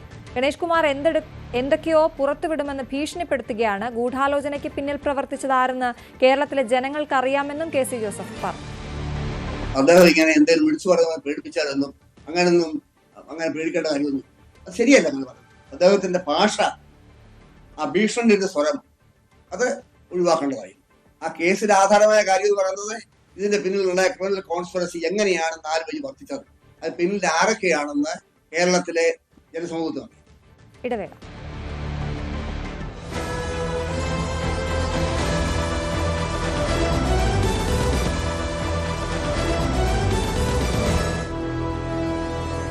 വരുന്ന നിയമസഭാ തെരഞ്ഞെടുപ്പിൽ എംപിമാർ മത്സരിക്കണോ എന്ന വിഷയം ചർച്ച ചെയ്യാതെ കോൺഗ്രസ് ഹൈക്കമാൻഡ്. ഇതിൽ തീരുമാനം പിന്നീടാകാമെന്ന നിലപാടിലാണ് ഹൈക്കമാൻഡ്. അല്പസമയം മുമ്പ് കേരള നേതാക്കളുമായി കോൺഗ്രസ് അധ്യക്ഷൻ മല്ലികാർജ്ജുൻ ഖർഗെയും രാഹുൽ ഗാന്ധിയും നടത്തിയ ചർച്ചയിൽ ഈ വിഷയം പരിഗണനയ്ക്ക് വന്നില്ല. മുസ്ലിം ലീഗുമായി സീറ്റുകൾ വെച്ചുമാറാൻ കോൺഗ്രസ് ഹൈക്കമാൻഡിന്റെ അനുമതിയുണ്ട്. പട്ടാമ്പി, ഗുരുവായൂർ, കൊച്ചി, കളമശ്ശേരി, ചടയമംഗലം, പുനലൂർ സീറ്റുകളാണ് കോൺഗ്രസും ലീഗുമായി വെച്ച് മാറ്റം പരിഗണിക്കുന്നത്. കേരള കോൺഗ്രസുമായുള്ള സീറ്റ് ചർച്ച എത്രയും വേഗം പൂർത്തിയാക്കി സ്ഥാനാർത്ഥി നിർണയത്തിലേക്ക് കടക്കാനും ഹൈക്കമാൻഡ് നിർദ്ദേശിച്ചിട്ടുണ്ട്. വിവരങ്ങളുമായി പൊളിറ്റിക്കൽ ഡെസ്കിൽ നിന്നും ആർ കിരൺ ബാബു ആണ് ചേരുന്നത്. കിരൺ, ഏത് രീതിയിൽ തെരഞ്ഞെടുപ്പുമായി ബന്ധപ്പെട്ട് മുന്നോട്ട് പോകാനാണ് ഇപ്പോൾ കോൺഗ്രസ് തീരുമാനിച്ചിരിക്കുന്നത്? അശ്വതി, വരുന്ന നിയമസഭാ തെരഞ്ഞെടുപ്പിന് മുന്നോടിയായിട്ടാണ് കേരളത്തിലെ പ്രധാനപ്പെട്ട നേതാക്കളുമായി കോൺഗ്രസ് ഹൈക്കമാൻഡ് ഇങ്ങനെ ഒരു ചർച്ച നടത്തിയത്. ഈ ചർച്ചയിൽ പ്രധാനമായും ചില വിഷയങ്ങൾ വരും എന്നുള്ള പ്രതീക്ഷ നേരത്തെ തന്നെ ഉണ്ടായിരുന്നു. അത്തരത്തിൽ ചില വാർത്തകളുമൊക്കെ വന്നിരുന്നു. കേരളത്തിൽ നിന്നുള്ള എംപിമാരിൽ ചിലരെങ്കിലും നിയമസഭയിലേക്ക് മത്സരിക്കാൻ ആഗ്രഹിക്കുന്നവരാണ്. അങ്ങനെ അവർക്ക് ചിലർക്ക് ഇളവ് നൽകി അവരെ നിയമസഭയിലേക്ക് കൊണ്ടുവരണോ എന്നുള്ള വിഷയമടക്കം ഈ ചർച്ചയിൽ വരും എന്ന് പ്രതീക്ഷിച്ചിരുന്നു. പക്ഷേ അത്തരമൊരു വിഷയം ആ ചർച്ചയിൽ ഉണ്ടായില്ല. അത് ഈ ചർച്ചയിലേക്ക് തൽക്കാലം ഇപ്പോൾ വേണ്ട എന്നുള്ള നിലപാടാണ് കോൺഗ്രസ് ഹൈക്കമാൻഡ് സ്വീകരിച്ചത്. പിന്നീട് ആവശ്യമെങ്കിൽ ആ ഘട്ടത്തിൽ തീരുമാനം എടുക്കാം എന്നുള്ളതായിരുന്നു ഹൈക്കമാൻഡ് നിലപാട്. മറ്റൊരു പ്രധാനപ്പെട്ട വിഷയം വന്നത് ചില സീറ്റുകൾ സംബന്ധിച്ച പരസ്പരം വെച്ചുമാറുന്നത്, ലീഗും കോൺഗ്രസുമായി വെച്ചുമാറുന്നത് സംബന്ധിച്ച് ചില ആലോചനകൾ വന്നിരുന്നു. തിരുവമ്പാടി അടക്കമുള്ള സീറ്റുകളും പട്ടാമ്പി അടക്കമുള്ള സീറ്റുകളൊക്കെ കളമശ്ശേരി ഒക്കെ വെച്ചുമാറുന്ന വിധത്തിൽ ചില ആലോചനകൾ വന്നിരുന്നു. എന്നാൽ ഈ ആലോചനയ്ക്ക് കോൺഗ്രസ് ഹൈക്കമാൻഡിൻ്റെ ഒരു അനുമതി ആവശ്യമായിരുന്നു. ആ വിഷയം അവതരിപ്പിച്ചു. ഏതൊക്കെ സീറ്റുകളാണ് വെച്ചുമാറേണ്ടത് എന്നുള്ളതിൻ്റെ ലിസ്റ്റിലേക്കോ അല്ലെങ്കിൽ അത്തരം കാര്യങ്ങളിലേക്ക് കടന്നില്ല. പക്ഷേ അങ്ങനെ വെച്ചുമാറ്റം അനിവാര്യമാണെങ്കിൽ ലീഗുമായി ചേർന്ന് ലീഗിനും കോൺഗ്രസിനും പരസ്പരം സമ്മതമാണെങ്കിൽ അത്തരമൊരു വെച്ചുമാറ്റമാവാം. സീറ്റ് എണ്ണം അങ്ങനെ തന്നെ നിലനിർത്തിക്കൊണ്ട് അത്തരം സീറ്റുകൾ പരസ്പരം വെച്ചുമാറാം എന്നുള്ള ഒരു നിലപാട് അതിന് കോൺഗ്രസ് ഹൈക്കമാൻഡ് അനുമതി നൽകിയിട്ടുണ്ട്. അതോടൊപ്പം തന്നെ എത്രയും പെട്ടെന്ന് സ്ഥാനാർത്ഥി ചർച്ചകളിലേക്ക് പാർട്ടി കടക്കണമെന്നും അത്തരം തീരുമാനത്തിലേക്ക് എത്തണം എന്നുള്ള നിർദ്ദേശവും കോൺഗ്രസ് ഹൈക്കമാൻഡ് നൽകിയിട്ടുണ്ട്. നിലവിൽ കേരള കോൺഗ്രസുമായി പി.ജെ. ജോസഫുമായിട്ടുള്ള ചർച്ച പൂർത്തിയായിട്ടില്ല. ആ ചർച്ച നീണ്ടുപോവുകയാണ്. അങ്ങനെ ചർച്ച നീണ്ടുപോകാനാവില്ല. എത്രയും വേഗത്തിൽ തന്നെ നേതാക്കൾ കേരളത്തിലേക്ക് മടങ്ങി വന്നാൽ ഉടൻ തന്നെ കേരള കോൺഗ്രസുമായിട്ടുള്ള ചർച്ച നടത്തി അവർക്ക് സീറ്റുകളിൽ ധാരണയുണ്ടാക്കണം. ഏതെല്ലാം സീറ്റുകളാണ് അവർക്ക് നൽകുന്നത്, എത്ര സീറ്റുകളാണ് നൽകുന്നത്, ഇക്കാര്യത്തിൽ ഒരു ധാരണ അടിയന്തരമായിട്ടുണ്ടാക്കണം. അതിനുശേഷം നേരെ സ്ഥാനാർത്ഥി നിർണയത്തിലേക്ക് കടക്കണം. അത് വേഗത്തിൽ തന്നെ ഉണ്ടാവണം എന്നുള്ള നിർദ്ദേശമാണ് നൽകിയിരിക്കുന്നത്.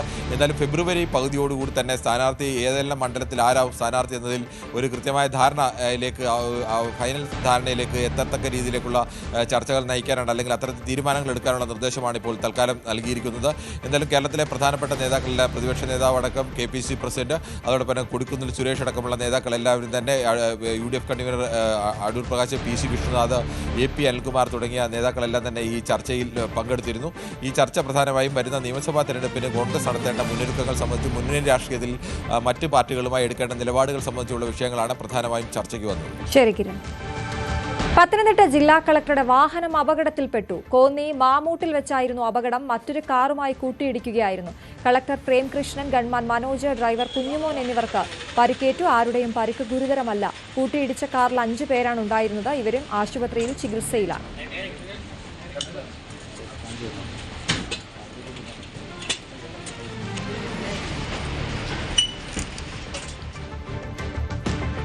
കൊച്ചിയിൽ അമ്മയുടെ വാരിയല് കമ്പിപ്പാര കൊണ്ട് തല്ലിയൊടിച്ച മകൾ അറസ്റ്റിൽ. പനങ്ങാട് സ്വദേശി നിവിയയാണ് പിടിയിലായത്. ഫേസ് ക്രീം മാറ്റിവെച്ചതിനാണ് 70 വയസ്സുള്ള അമ്മയെ ക്രൂരമായി മർദ്ദിച്ചത്. നിവിയ മുൻപും ക്രിമിനൽ കേസുകളിൽ പ്രതിയാണെന്ന് പോലീസ് പറഞ്ഞു. കൊച്ചി പനങ്ങാട് ഇക്കഴിഞ്ഞ തിങ്കളാഴ്ച വൈകിട്ട് 6 മണിയോടെയായിരുന്നു 30 വയസ്സുകാരി നിവിയ അമ്മയെ അതിക്രൂരമായി മർദ്ദിച്ചത്. തന്റെ ഫേസ് ക്രീം മാറ്റിവെച്ചത് എന്തിനാണെന്ന് ചോദിച്ചായിരുന്നു ആദ്യം തർക്കം തുടങ്ങിയത്. പിന്നീട് പ്രതിയുടെ കാര്യങ്ങളിൽ അമ്മ അനാവശ്യമായി ഇടപെടുന്നു എന്ന് പറഞ്ഞായിരുന്നു മർദ്ദനം. അമ്മയെ തടഞ്ഞു നിർത്തി കൈകൊണ്ട് കഴുത്തിൽ കുത്തിപ്പിടിച്ച് കരണത്തടിച്ചു, കാലുകൊണ്ട് ചവിട്ടി, കമ്പിപ്പാര കൊണ്ട് വലത് കൈയിലടിച്ചു. അടികൊണ്ട് താഴെ വീണ അമ്മയെ അസഭ്യം പറഞ്ഞുകൊണ്ട് നെഞ്ചിൽ വീണ്ടും കമ്പിപ്പാര കൊണ്ട് അടിച്ചു വാരിയിലൊടിച്ചു എന്നാണ് പോലീസ് എഫ്ഐആറിൽ പറയുന്നത്. നിവിയ ഒരു കൊലപാതക കേസിലെ പ്രതിയാണ്. ഒരു ലഹരി കേസുമുണ്ട്. ക്രിമിനൽ പശ്ചാത്തലമാണ് നിവിയയ്ക്കുള്ളതെന്ന് പോലീസ് വ്യക്തമാക്കുന്നു. ഇവർ നിരന്തരമായി അമ്മയുമായി പ്രശ്നമുണ്ടാക്കാറുണ്ട്. സംഭവത്തിന് ശേഷം അമ്മ പോലീസിൽ പരാതി നൽകി. കേസെടുത്തെന്നറിഞ്ഞതോടെ നിവിയ ഒളിവിൽ പോയി. വയനാട് മാനന്തവാടിയിൽ നിന്നാണ് പനങ്ങാട് പോലീസ് നിവിയയെ കസ്റ്റഡിയിലെടുക്കുന്നത്.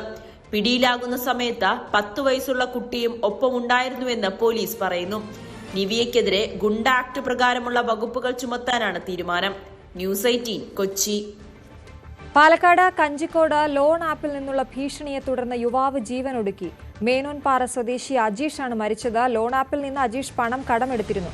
റൂബിക് മണി എന്ന ആപ്പിന്റെ പേരിലാണ് ഭീഷണി വന്നത്. നഗ്ന ദൃശ്യങ്ങൾ പ്രചരിപ്പിക്കുമെന്നായിരുന്നു ഭീഷണി. എടുത്തതിൽ കൂടുതൽ പലിശ സഹിതം തിരിച്ചടച്ചിട്ടും ഭീഷണി തുടർന്നെന്ന് കുടുംബം പറയുന്നു. സംഭവത്തിൽ ബന്ധുക്കൾ പോലീസിൽ പരാതി നൽകി.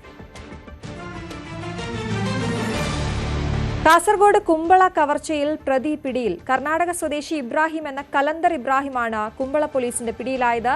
നായ്ക്കാപ്പ് സ്വദേശിയുടെ വീട്ടിൽ നിന്നും 29 പവൻ സ്വർണവും വെള്ളിയും പണവും കവർച്ച ചെയ്ത കേസിലാണ് അറസ്റ്റ്. നിരവധി കേസുകളിൽ പ്രതിയാണ് ഇയാൾ. കുമ്പള നായ്ക്കാപ്പ് സ്വദേശിയും കാസർഗോഡ് ബാറിലെ അഭിഭാഷകയുമായ ചൈത്രയുടെ വീട്ടിൽ നിന്ന് 29 പവൻ സ്വർണവും 1,00,000 ലക്ഷം രൂപയുടെ വെള്ളിയും പണവും കൊള്ളയടിച്ച കേസിൽ പ്രതി പിടിയിൽ.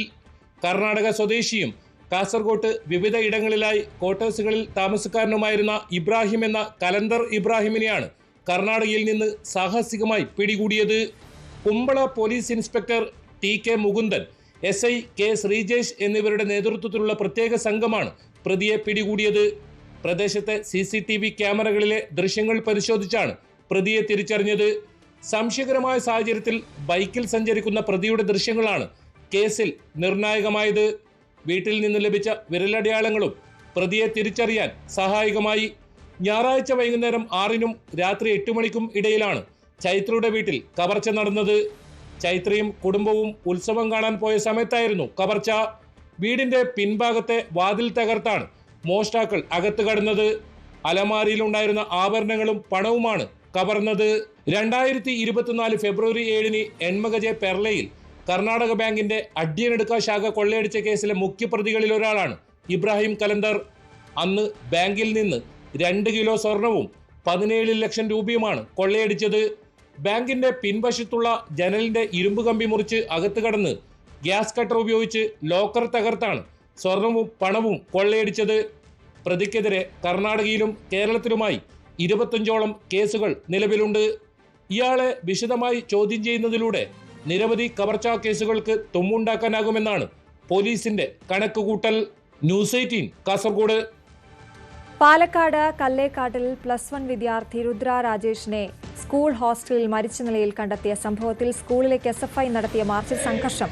കല്ലേക്കാട് വ്യാസവിദ്യാപീഠം സ്കൂളിലേക്കായിരുന്നു മാർച്ച്. കുട്ടിയുടെ മരണത്തിന് കാരണക്കാരായവർക്കെതിരെ നടപടി ആവശ്യപ്പെട്ടായിരുന്നു പ്രതിഷേധം. പ്രകടനമായെത്തിയ പ്രവർത്തകരെ പോലീസ് തടഞ്ഞു. നിരവധി തവണ ജലപീരങ്കി പ്രയോഗിച്ചു.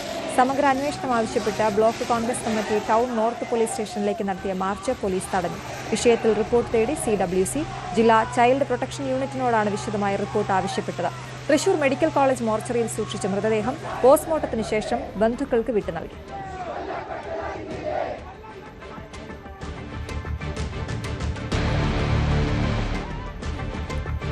എറണാകുളം ജനറൽ ആശുപത്രിയിൽ ഹൃദയമാറ്റ ശസ്ത്രക്രിയയ്ക്ക് വിധേയായ നേപ്പാൾ യുവതി മരണത്തിന് കീഴടങ്ങി. ഇന്നലെ രാത്രിയായിരുന്നു 22-കാരിയായ ദുർഗ കാമിയുടെ മരണം. ഇന്നലെ ഉച്ചയോടെ എക്മോ സപ്പോർട്ടിൽ നിന്നും മാറ്റിയ ദുർഗ കട്ടിലിൽ എഴുന്നേറ്റിരുന്ന് ഭക്ഷണം കഴിച്ചെങ്കിലും വൈകിട്ടോടെ ആരോഗ്യം വഷളാവുകയായിരുന്നു. കഴിഞ്ഞ മാസം 22-നായിരുന്നു രാജ്യത്ത് ആദ്യമായി ജില്ലാ ആശുപത്രിയിൽ ഹൃദയമാറ്റ ശസ്ത്രക്രിയ നടന്നത്. ഇന്നലെ രാത്രിയോടുകൂടിയാണ് ദുർഗാകാമയുടെ മരണം സംഭവിക്കുന്നത്. 22-കാരി ഹൃദയം മാറ്റിവെക്കൽ ശസ്ത്രക്രിയയ്ക്ക് ശേഷം എറണാകുളം ജനറൽ ആശുപത്രിയിൽ തന്നെ തുടരുകയായിരുന്നു. ഒരു ചികിത്സ തുടർന്നുകൊണ്ടിരിക്കുകയായിരുന്നു. ഇതിനിടെയാണ് ഇന്നലെ വളരെ പെട്ടെന്ന് അവരുടെ ആരോഗ്യനില വഷളാവുന്ന രീതിയിലേക്കെല്ലാം തന്നെ കാര്യങ്ങൾ മാറുന്നത്. തുടർന്ന് അടിയന്തര ചികിത്സാ സംവിധാനങ്ങളെല്ലാം തന്നെ നൽകിയെങ്കിലും അത് ജീവൻ നിലനിർത്താൻ കഴിഞ്ഞില്ല. ഇന്നലെ രാത്രിയോടുകൂടി മരണം സ്ഥിരീകരിക്കുകയായിരുന്നു. ജനറൽ ആശുപത്രിയിൽ അവിടെ പൊതുദർശനത്തിന് ചെറിയ രീതിയിൽ ഇവിടെ പൊതുദർശനത്തിന് വെച്ച ശേഷമാണ് പിന്നീട് കളമശ്ശേരി കമ്മ്യൂണിറ്റി ഹാളിലേക്ക് കൊണ്ടുപോയത്. അവിടെയും പൊതുദർശനത്തിനുള്ള ക്രമീകരണങ്ങൾ ചെയ്തിട്ടുണ്ട്. ഇവിടെ ആശുപത്രിയിൽ ചികിത്സിച്ച ഡോക്ടർമാർ, അതോടൊപ്പം തന്നെ ആശുപത്രി സ്റ്റാഫുകൾ എന്നിവരെല്ലാം തന്നെ ഇവർക്ക് അന്തിമോപചാരം അർപ്പിച്ചു. ഒപ്പം ദുർഗാകാമിക്ക് ഒരു സഹോദരൻ മാത്രമാണ് ഉണ്ടായിരുന്നത്. സഹോദരൻ ഇന്നലെ വരെയും ആശുപത്രിയിൽ തന്നെ അവർക്കൊപ്പം തന്നെ തുടരുകയായിരുന്നു. സംസ്കാരം ഇവിടെ കൊച്ചിയിൽ തന്നെ നടത്താൻ അവർ തീരുമാനിക്കുകയുമായിരുന്നു.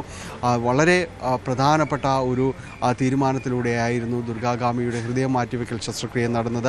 നേപ്പാൾ സ്വദേശിയായ ഇവർ അവിടെ ചികിത്സ ലഭിക്കാത്തതിനെ തുടർന്നാണ് ഇന്ത്യയിലേക്ക് വരികയും തുടർന്ന് കേരളത്തിലേക്ക് എത്തിച്ചേരുകയും ചെയ്തത്. തുടർന്ന് സർക്കാർ ആശുപത്രി എറണാകുളം ജനറൽ ആശുപത്രിയിൽ ചികിത്സ തുടരുകയുമായിരുന്നു. ജനറൽ ആശുപത്രിയിൽ നടക്കുന്ന ഇന്ത്യയിലെ തന്നെ ജനറൽ ആശുപത്രിയിൽ നടക്കുന്ന ആദ്യത്തെ ഹൃദയം മാറ്റിവെക്കൽ ശസ്ത്രക്രിയ എന്ന രീതിയിൽ വളരെയധികം വാർത്താ പ്രാധാന്യം നേടിയിരുന്നു. മസ്തിഷ്ക മരണം സംഭവിച്ച കൊല്ലം സ്വദേശിയുടെ ഹൃദയമാണ് ഇവിടേക്ക് എയർ ആംബുലൻസ് വഴി കൊച്ചിയിലേക്ക് എത്തിക്കുകയും തുടർന്ന് ശസ്ത്രക്രിയകൾ പൂർത്തിയാക്കുകയും ചെയ്തത്. വിജയകരമായിരുന്നു ശസ്ത്രക്രിയ എന്നതെല്ലാം തന്നെ നമ്മൾ എടുത്ത് പറയേണ്ടതാണ്. ഏതായാലും ഈ സർക്കാർ സംവിധാനത്തിൽ ആദ്യം നടത്തിയ ശസ്ത്രക്രിയ തന്നെയായിരുന്നു, ഹൃദയമാറ്റിവെക്കൽ ശസ്ത്രക്രിയയായിരുന്നു ഇവിടെ നടന്നത്. എറണാകുളം ജനറൽ ആശുപത്രിയുടെ പേരും അതോടൊപ്പം തന്നെ എഴുതി ചേർക്കപ്പെട്ടിരിക്കുന്നു. പക്ഷേ പിന്നീട് തുടർ ചികിത്സകൾ നടക്കുന്നതിനിടെയാണ് ദുർഗാകാമിക്ക് മരണം സംഭവിക്കുന്നത്. ഇടുക്കിയിൽ കേരള ബാങ്കിനായി നിർമ്മിച്ച കെട്ടിടത്തിന്റെ ഉദ്ഘാടനം നീളുന്നു. 1.5 പതിറ്റാണ്ട് മുൻപ് 1.5 കോടിയിലധികം രൂപ മുടക്കിയാണ് പണി പൂർത്തിയാക്കിയത്. ഇപ്പോഴും ബാങ്കിന്റെ നെടുങ്കണ്ടത്തുള്ള 2 ശാഖകൾ പ്രവർത്തിക്കുന്നത് 10,000 വാടക നൽകിയാണ്. കുമളി മൂന്നാർ സംസ്ഥാന പാതയോട് ചേർന്ന് നെടുങ്കണ്ടം സെൻട്രൽ ജംഗ്ഷനിലാണ് ഗ്ലാസ് ഇട്ട് മിനുക്കിയ കേരള ബാങ്കിന്റെ കെട്ടിടം അനാഥമായി കിടക്കുന്നത്. 2011 കെട്ടിടത്തിന്റെ പണി പൂർത്തിയാക്കിയത്. എന്നാൽ അടുത്ത 5 വർഷക്കാലം ഉദ്ഘാടനം പോലും കഴിയാതെ ഇത് അനാഥമായി കിടന്നു. പിന്നീട് 90 ലക്ഷം രൂപ മുടക്കി കെട്ടിടം വീണ്ടും നവീകരിച്ചു. ഇതിനിടെ ഭരണസമിതി മാറിയെങ്കിലും ബാങ്ക് പുതിയ കെട്ടിടത്തിലേക്ക് മാറിയില്ല. ആദ്യം നിർമ്മിച്ച കെട്ടിടത്തിന്റെ ഏറിയ ഭാഗവും പൊളിച്ചു നീക്കി ഓഡിറ്റോറിയവും ഉൾപ്പെടുത്തിയായിരുന്നു 2ാം ഘട്ട നിർമ്മാണം. ഇതിനിടെ കനത്ത മഴയിൽ കെട്ടിടത്തിന് പിൻവശത്തെ സ്വകാര്യ വ്യക്തിയുടെ പുരയിടത്തിലെ മൺതിട്ട ഇടിഞ്ഞു വീണു. പിന്നെ സംരക്ഷണ ഭിത്തി നിർമ്മിക്കാൻ 24 ലക്ഷം രൂപയാണ് ചെലവ് വന്നത്. എന്നാൽ ഇത്രയൊക്കെ പണം ചെലവായിട്ടും കെട്ടിടത്തിന്റെ ഉദ്ഘാടനം മാത്രം അനിശ്ചിതമായി നീളുകയാണ്. കോടിക്കണക്കിന് രൂപ ഉപയോഗിച്ച് നിർമ്മിച്ച കെട്ടിടത്തിന്റെ നഗ്നമായ അഴിമതി നടന്നു എന്നുള്ളതിന്റെ തെളിവാണ് ഈ കെട്ടിടം ഇപ്പോഴും ഇങ്ങനെ കിടക്കുന്നത്. നെടുങ്കണ്ടത്ത് 2 കേരള ബാങ്കിന്റെ ശാഖകൾ പ്രവർത്തിക്കുന്നുണ്ട്. ഈ കെട്ടിടത്തിലേക്ക് ആ ശാഖകൾ മാറ്റി പ്രവർത്തിക്കുന്നതിനുള്ള എന്ത് തടസ്സമാണ് എന്ന് കേരള ബാങ്ക് ജനങ്ങളെ ബോധ്യപ്പെടുത്തണം. ഇത് വലിയ സാമ്പത്തിക അഴിമതിക്ക് കാരണമായിട്ടുള്ള സ്ഥാപനമാണ്. നിലവിൽ കാടുകയറി കെട്ടിടത്തിന്റെ പല ഭാഗത്തും കേടുപാടുകൾ സംഭവിച്ചു തുടങ്ങി. ഇഴജന്തുക്കളുടെയും തെരുവ് നായ്ക്കളുടെയും സ്വൈരവിഹാര കേന്ദ്രമാണ് ഇന്ന് ഈ പരിസരം. കെട്ടിടം കൂടുതൽ നാശത്തിലേക്ക് എത്തുന്നതിന് മുമ്പ് അടിയന്തരമായി തുറന്നു പ്രവർത്തിക്കണമെന്നാണ് നാട്ടുകാരുടെ ആവശ്യം. ന്യൂസ് 18 ഇടുക്കി. ഒക്യുപേഷണൽ ഫിസിയോതെറാപ്പിസ്റ്റുകൾ പേരിനൊപ്പം ഡോക്ടർ എന്ന് ചേർക്കുന്നതിനെതിരായ ഹർജി ഹൈക്കോടതി തള്ളി. ഒക്യുപേഷണൽ തെറാപ്പിസ്റ്റുകൾ, ഫിസിയോതെറാപ്പിസ്റ്റുകൾ എന്നിവരെ ഡോക്ടർമാർ എന്ന് അഭിസംബോധന ചെയ്യരുതെന്നാവശ്യപ്പെട്ട് Indian association of physical medicine and rehabilitation നൽകിയ ഹർജിയാണ് ജസ്റ്റിസ് VG അരുൺ തള്ളിയത്. പേരിനൊപ്പം ഡോക്ടർമാർ എന്ന പദവി ഉപയോഗിക്കുന്നതും ഫസ്റ്റ് കെയർ ഹെൽത്ത് പ്രൊവൈഡർമാർ എന്ന് വിശേഷിപ്പിക്കുന്നതും തടയണമെന്നായിരുന്നു ഹർജിയിലെ പ്രധാന ആവശ്യം. ലോക സമാധാനത്തിന് പുതിയ സംഘടനയുമായി US president Donald Trump. Board of peace എന്ന സംഘടനയിൽ ട്രംപ് സ്ഥിരം മേധാവിയായി സ്വയം അവരോധിച്ചു. 50ഓളം രാജ്യങ്ങൾക്ക് ക്ഷണം ലഭിച്ചു. ഇന്ത്യ വിട്ടുനിന്നു. അതേസമയം പാകിസ്ഥാൻ, UAE, ഖത്തർ അടക്കം 19 രാജ്യങ്ങൾ സംഘടനയിൽ ചേർന്നു. ഗാസ സംഘർഷം അവസാനിപ്പിക്കാനെന്ന പേരിലാണ് US president Donald Trump board of peace എന്ന സംഘടന ആരംഭിച്ചത്. സ്വിറ്റ്സർലൻഡിലെ ലോക സാമ്പത്തിക ഫോറത്തിൽ വെച്ചാണ് ഈ സംഘടന ഇനി ലോക സമാധാനത്തിന് വേണ്ടി പ്രവർത്തിക്കുമെന്ന പ്രഖ്യാപനം നടത്തിയത്. സ്വിസ് മൗണ്ടൻ റിസോർട്ടിൽ വെച്ച് നടന്ന ചടങ്ങിൽ ട്രംപ് ബോർഡ് ഓഫ് പീസിന്റെ സ്ഥിരം മേധാവിയായി സ്വയം അവരോധിച്ചു. ഇന്ത്യ അടക്കം 50ഓളം രാജ്യങ്ങളെ ട്രംപ് പുതിയ സംഘടനയിലേക്ക് ക്ഷണിച്ചു. എന്നാൽ ഇന്ത്യ നിലവിൽ ഇതിൽ നിന്ന് വിട്ടുനിൽക്കുകയാണ്. ആകെ 19 രാജ്യങ്ങൾ മാത്രമാണ് ട്രംപിന്റെ ക്ഷണം സ്വീകരിച്ചത്. Pakistan, UAE, Qatar, Saudi, Indonesia, Argentina, തുർക്കി, ബഹ്റൈൻ എന്നീ രാജ്യങ്ങൾ ഇതിലുൾപ്പെടും. അംഗത്വത്തിനായി $1 ബില്യൺ ഫീസ് നൽകണമെന്നാണ് നിർദ്ദേശം. UN സുരക്ഷാ സമിതി സ്ഥിരാംഗങ്ങളും G7 രാജ്യങ്ങളും ഉൾപ്പെടെ ട്രംപിന്റെ നീക്കത്തോട് മുഖം തിരിച്ചിട്ടുണ്ട്. France, Germany, Norway, Sweden, Denmark, Italy, Russia, China എന്നീ രാജ്യങ്ങൾ ഇതിനോടകം ക്ഷണം നിരസിച്ചു.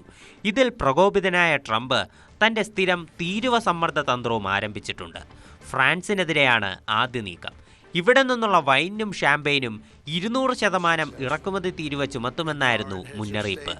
ബോർഡ് ഓഫ് പീസ് നിലവിലെ ലോകക്രമത്തിന് വെല്ലുവിളിയാണെന്നാണ് പരക്കെയുള്ള വിമർശനം. ഐക്യരാഷ്ട്ര സംഘടനയും ഇതിൽ ആശങ്ക പ്രകടിപ്പിച്ചിട്ടുണ്ട്. News desk, News 18. ലോക സാമ്പത്തിക ഫോറത്തിൽ കേരളം 1.18 ലക്ഷം കോടി രൂപയുടെ ധാരണാപത്രം ഒപ്പിട്ടെന്ന് വ്യവസായ മന്ത്രി പി രാജീവ്. ഇത് ചരിത്ര നേട്ടമാണ്. America, UK, Germany, Spain, Italy, ദക്ഷിണാഫ്രിക്ക എന്നീ രാജ്യങ്ങളിൽ നിന്നുള്ള വിവിധ കമ്പനികളുമായാണ് താൽപര്യപത്രം ഒപ്പിട്ടത്. ചരിത്രത്തിൽ ആദ്യമായാണ് ലോക സാമ്പത്തിക ഫോറത്തിൽ നിന്ന് കേരളം നിക്ഷേപം സമാഹരിക്കുന്നതെന്നും മന്ത്രി പറഞ്ഞു. റഷ്യ യുക്രൈൻ സംഘർഷങ്ങൾക്ക് പരിഹാരം കാണാൻ ഇന്ന് UAE-യിൽ ത്രികക്ഷി ചർച്ച. US-ന്റെ മധ്യസ്ഥതയിലാകും ചർച്ച നടക്കുക. 2 ദിവസങ്ങളിലായിരിക്കും ചർച്ച. ദാവോസിൽ നടന്ന ലോക സാമ്പത്തിക ഫോറത്തിൽ വെച്ച് യുക്രൈൻ പ്രസിഡന്റ് വ്ളാഡിമിർ സെലൻസ്കിയാണ് ഇത് പ്രഖ്യാപിച്ചത്. റഷ്യ വിട്ടുവീഴ്ചകൾക്ക് തയ്യാറാകണമെന്നും ആത്മാർത്ഥമായ ചർച്ചകളിലൂടെ മാത്രമേ പുരോഗതി ഉണ്ടാവുകയുള്ളൂ എന്നും സെലൻസ്കി പറഞ്ഞു. എന്നാൽ യുക്രൈനിയൻ, റഷ്യൻ ഉദ്യോഗസ്ഥർ നേരിട്ട് ചർച്ചകളിൽ ഏർപ്പെടുമോ എന്നതിനെക്കുറിച്ചോ ചർച്ചകളുടെ കൃത്യമായ രൂപരേഖയെക്കുറിച്ചോ വ്യക്തതയില്ല.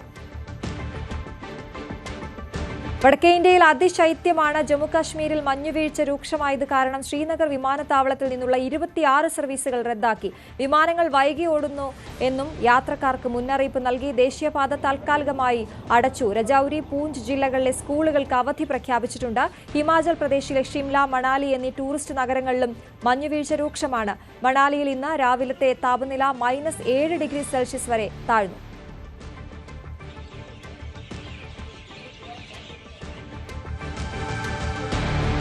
മൂന്നാർ വീണ്ടും അതിശൈത്യത്തിലേക്ക്. ചെണ്ടുവരയിൽ താപനില 0 ഡിഗ്രിയിലെത്തി. മുൻവർഷങ്ങളെ അപേക്ഷിച്ച് ഇത്തവണ കടുത്ത തണുപ്പാണ് മൂന്നാറിൽ അനുഭവപ്പെടുന്നത്. ചെണ്ടുവരെ 0, സൈലന്റ് വാലി 1, നല്ലതണ്ണി, ലക്ഷ്മി, ശവന്മല, ദേവികുളം എന്നിവിടങ്ങളിൽ 2, മൂന്നാർ 6.9 എന്നിങ്ങനെയാണ് ഇന്ന് പുലർച്ചെ മേഖലയിൽ രേഖപ്പെടുത്തിയ താപനില. കഴിഞ്ഞ ഡിസംബർ 20-ന് വിവിധ മേഖലകളിൽ താപനില 0-ൽ എത്തിയിരുന്നു. തുടർന്ന് അതിശൈത്യത്തിന് അല്പം കുറവുണ്ടാവുകയും താപനില ഉയരുകയുമായിരുന്നു. എന്നാൽ കഴിഞ്ഞ ഏതാനും ദിവസങ്ങളായി തണുപ്പ് വീണ്ടും വർദ്ധിച്ചു. നിലവിൽ വിവിധ മേഖലകളിൽ കൊടും തണുപ്പാണ് അനുഭവപ്പെടുന്നത്. ക്രിസ്മസ്, ന്യൂ ഇയർ സീസണിൽ മൂന്നാറിന്റെ തണുപ്പാസ്വദിക്കാൻ ലക്ഷങ്ങളാണ് മല കയറിയെത്തിയത്. തണുപ്പ് തുടരുന്ന സാഹചര്യത്തിൽ കൂടുതൽ സഞ്ചാരികൾ എത്തുമെന്നാണ് പ്രതീക്ഷ. മൂന്നാറിനൊപ്പം ഹൈറേഞ്ചിന്റെ വിവിധ മേഖലകളിലും കനത്ത ശൈത്യമാണ് അനുഭവപ്പെടുന്നത്. News 18 Idukki. Kasaragod Manjeshwaram excise check പോസ്റ്റിൽ വൻ കുഴൽപ്പണവേട്ട. 30 ലക്ഷം രൂപയുടെ കുഴൽപ്പണവുമായി മലപ്പുറം സ്വദേശി പിടിയിലായി. പെരിന്തൽമണ്ണ വടക്കാങ്കര എരുമ്പത്തു വീട്ടിൽ ഹംസയാണ് എക്സൈസിന്റെ പിടിയിലായത്. തലപ്പാടി ചെക്ക് പോസ്റ്റിൽ നടത്തിയ വാഹന പരിശോധനയിലാണ് കർണാടകയിൽ നിന്ന് കാസർഗോട്ടേക്ക് വരികയായിരുന്ന KSRTC ബസ്സിൽ നിന്നും പണവും കടത്തിയ ആളെയും പിടികൂടിയത്. കോതമംഗലം വാവേലിയിൽ കാട്ടാന ക്ഷേത്രമതിലും കൃഷിയിടങ്ങളും നശിപ്പിച്ചു. രാത്രിയായിരുന്നു ആക്രമണം. വാഴത്തോട്ടത്തിൽ നിലയുറപ്പിച്ച കാട്ടാന വനപാലകർ എത്തിയപ്പോൾ സമീപത്തെ കേളംലായിൽ ക്ഷേത്രത്തിന്റെ മതിൽ തകർത്തുകൊണ്ട് ഇഞ്ചിപ്പുൽ കർഷക സംഘത്തിന്റെ യൂണിറ്റിലേക്ക് കയറുകയായിരുന്നു. കാട്ടാന ശല്യം മൂലം ഇവിടെ ജീവിക്കാൻ സാധിക്കാത്ത സ്ഥിതിയാണെന്ന് നാട്ടുകാർ പറയുന്നു. അടിയന്തര നടപടി തേടുകയാണ് പ്രദേശവാസികൾ.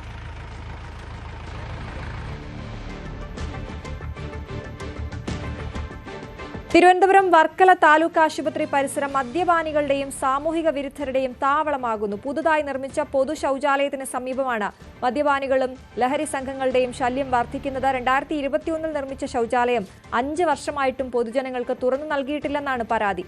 ഇവിടം ഇപ്പോൾ മദ്യക്കുപ്പികളും കോൺക്രീറ്റ് വേസ്റ്റുകളും കൊണ്ട് നിറഞ്ഞിരിക്കുകയാണ്. ഇത് കാരണമുണ്ടാകുന്ന ആരോഗ്യ പ്രശ്നങ്ങളും വർദ്ധിക്കുന്നതായാണ് പരാതി. പട്ടാമ്പി നഗരസഭയിൽ കുടിവെള്ള വിതരണം താറുമാറായ സംഭവത്തിൽ ഉദ്യോഗസ്ഥർക്കെതിരെ പട്ടാമ്പി നഗരസഭ രംഗത്ത്. പട്ടണത്തിൽ കുടിവെള്ള വിതരണം മുടങ്ങിയിട്ട് 8 ദിവസമായി. അധികൃതരുടെ അനാസ്ഥയ്ക്കെതിരെ പ്രത്യക്ഷ പ്രതിഷേധം സംഘടിപ്പിക്കാനാണ് നഗരസഭാ ഭരണസമിതിയുടെ തീരുമാനം. പട്ടാമ്പി നഗരത്തിൽ റോഡ് നിർമ്മാണ പ്രവൃത്തികളുടെ ഭാഗമായി പലയിടങ്ങളിലും കുടിവെള്ള പൈപ്പുകൾ പൊട്ടുകയും മാറ്റി സ്ഥാപിക്കുകയും ചെയ്യാൻ തുടങ്ങിയതോടെയാണ് കുടിവെള്ള വിതരണം മുടങ്ങിയത്. 8 ദിവസമായി വെള്ളം മുടങ്ങിയതോടെ ജനങ്ങൾ ദുരിതത്തിലായി. കിഫ്ബി ഫണ്ട് ഉപയോഗിച്ച് നടക്കുന്ന പൈപ്പ് ലൈൻ പ്രവൃത്തികളിൽ കരാറുകാരനും വാട്ടർ അതോറിറ്റിയും ചേർന്ന് നടത്തുന്ന ഗുരുതര വീഴ്ചയാണ് കുടിവെള്ള വിതരണം പുനഃസ്ഥാപിക്കാൻ വൈകുന്നതെന്നാണ് നഗരസഭാ ചെയർപേഴ്സൺ TP ഷാജി ആരോപിക്കുന്നത്. യുദ്ധകാലാടിസ്ഥാനത്തിൽ തീർക്കേണ്ട പണികൾ വൈകിപ്പിക്കുന്നതിന് പുറമെ അശാസ്ത്രീയമായാണ് പ്രവൃത്തികൾ നടക്കുന്നതെന്നും TP ഷാജി പറയുന്നു. വിഷയത്തിൽ കരാറുകാർക്കെതിരെയും ഉദ്യോഗസ്ഥർക്കെതിരെയും നഗരസഭ സമരത്തിലേക്ക് നീങ്ങുമെന്ന് TP ഷാജി മുന്നറിയിപ്പ് നൽകി. അതിന് ഉത്തരവാദിത്തപ്പെട്ട വാട്ടർ അതോറിറ്റിയിലെ ഉദ്യോഗസ്ഥരും അതുപോലെ തന്നെ കരാറുകാരനും കൃത്യനിർവഹണ ലംഘനമാണ് നടത്തിയിട്ടുള്ളത്. ആയതുകൊണ്ട് തന്നെ അടിയന്തരമായി ഇന്ന് രാത്രിയോടുകൂടി തന്നെ അതിന്റെ പ്രവർത്തനം പൂർത്തീകരിച്ചിട്ടില്ലെങ്കിൽ ശക്തമായ സമരപരിപാടികൾ ഉൾപ്പെടെയുള്ള പരിപാടികളായി ഞങ്ങൾ മുന്നോട്ട് പോകും. നഗരത്തിലെ പ്രധാന കുടിവെള്ള സ്രോതസ്സായ ബസ് സ്റ്റാൻഡ് പമ്പ് ഹൗസിൽ നിന്നുള്ള മെയിൻ ലൈൻ കണക്ട് ചെയ്യുന്ന പ്രവൃത്തി 8 ദിവസമായിട്ടും പൂർത്തിയാക്കാൻ സാധിച്ചിട്ടില്ല. സേവന ആശുപത്രി മുതൽ കമാനം വരെയുള്ള ഭാഗത്തെ കരാറുകാരൻ പൈപ്പിടുന്നതിനൊപ്പം കണക്ഷൻ കൂടി നൽകി മികച്ച രീതിയിൽ പണി പൂർത്തിയാക്കിയിട്ടുണ്ട്. ഇങ്ങനെയിരിക്കെയാണ് കമാനം മുതൽ നിള ഹോസ്പിറ്റൽ വരെയുള്ള ഭാഗത്തെ കരാറുകാരന്റെ ഭാഗത്തു നിന്ന് ഇത്രയും വലിയ വീഴ്ചയുണ്ടാകുന്നത്. ന്യൂസ് 18 പട്ടാമ്പി. ഇനി ഇന്നത്തെ സ്വർണ്ണനിരക്ക്. കവിത ഗോൾഡ് ആൻഡ് ഡയമണ്ട്സ് ഇന്നത്തെ സ്വർണം വെള്ളി നിരക്കുകൾ നിങ്ങൾക്കായി സമർപ്പിക്കുന്നത് Kavitha gold and diamonds, the versatile jewellery. സ്വർണം 22 ക്യാരറ്റ് ഗ്രാമിന് 14,640 രൂപ, പവന് 1,17,120 രൂപ. 18 ക്യാരറ്റ് ഗ്രാമിന് 12,110 രൂപ, പവന് 96,880 രൂപ. വെള്ളി ഗ്രാമിന് 340, കിലോയ്ക്ക് 3,40,000 രൂപ. കവിത ഗോൾഡ് ആൻഡ് ഡയമണ്ട്സ് ഇന്നത്തെ സ്വർണം വെള്ളി നിരക്കുകൾ നിങ്ങൾക്കായി സമർപ്പിച്ചത് Kavitha gold and diamonds, the versatile jewellery. ഈ ബുള്ളറ്റിൻ പൂർണ്ണമാകുന്നു. ഇനി പ്രൈം ഡിബേറ്റ് കാണാം.